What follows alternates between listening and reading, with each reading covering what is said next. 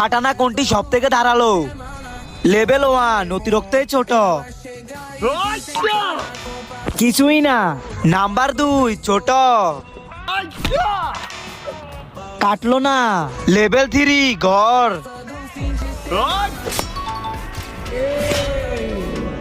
এটি কাজ করছে। লেভেল 4 মাঝারি। দেখি। ওহ, এটা তো বেশি খারাপ ছিল। লেভেল 5 বড়।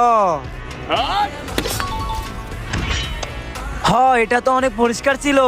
লেভেল 6 অতিরিক্ত বড়।